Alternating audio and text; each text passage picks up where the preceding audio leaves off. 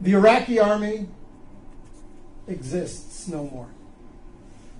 The Syrian army is down to at least 50% of its size of 2 years ago. The Egyptian army, all of its 14 divisions, maybe 7 are in any way active, not corroded, corrupt, falling apart. The Arab military threat to Israel has evaporated.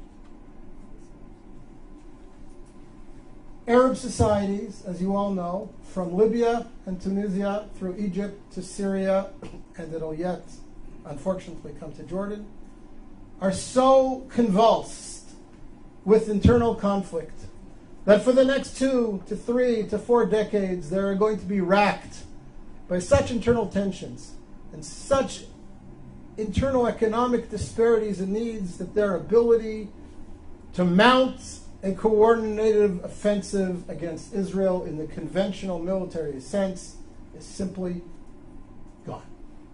It's gone. It's gone. So before we start discussing all the threats and the emerging threats and the dangers that are posed to Israel from the crumbling of the old Arab architecture around Israel, first let's recognize that the conventional military threat against Israel has greatly disappeared. And that is a net gain for Israel. It has tremendous long-term significance. Now, we all know that there are new threats emerging. What was the authoritarian control over countries like Egypt, where the security services had penetrated every element in society. You couldn't burp, you couldn't breathe, you couldn't blow your nose without somebody in the security services knowing about it. That's all gone. Morsi doesn't have control over the streets of Cairo, never mind the sands of Sinai, and whoever emerges as the leader or one of the leaders in Syria towards the future will never have the same authoritarian control over the country that Assad's Mukhabarat, his security services, had. So that creates potential for great conflict. We all know about the threat of weapon stocks, missiles spreading all over, new weapon systems coming into the region, whether it be from Iran or from Russia. All these pose security threats to Israel that Israel will have to deal with in the coming years and perhaps decades. But the conventional military threat, the Israeli fear that the combined armies of Egypt, Iraq, Syria are going to mount a coordinated offensive like they did in the Yom Kippur War against Israel, that's gone. That's gone, thank God, it's gone. And therefore I say to you, again, Israel is winning.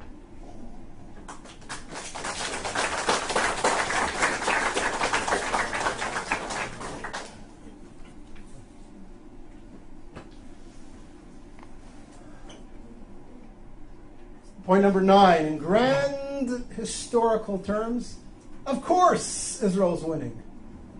Look at the society that's been created in Israel.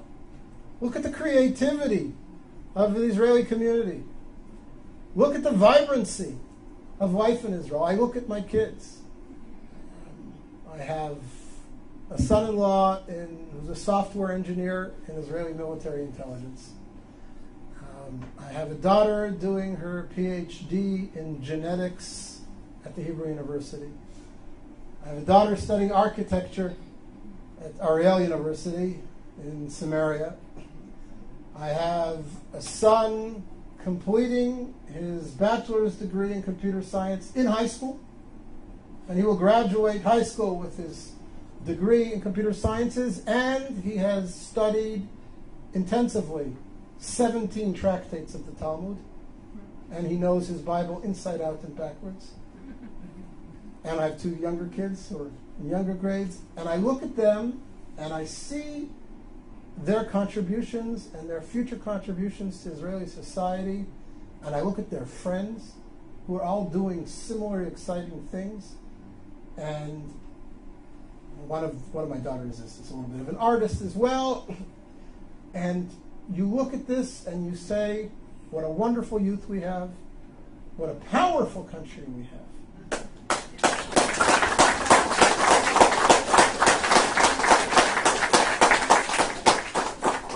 And I don't say this to gloat or to be racist, but it's important for us in terms of perspective to ask, what creative contributions has the Islamic Arab world around us made to the world over the last 100 years?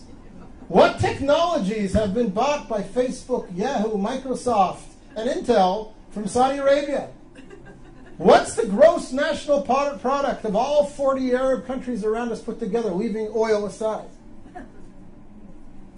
And again, not because I mean to be denigrating or dismissive of the Arab world, and not because I want to gloat, but because I want to reinforce in our own minds how powerful we are, how vibrant a society, how creative a society Israel has become, how proud we ought to be, how right we are to be able to continue to claim that Israel is an honorable member of the world community and making contributions to that world.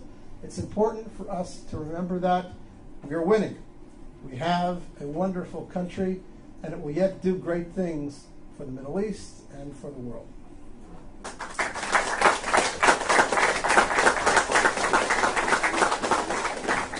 And I forgot, we now have gas.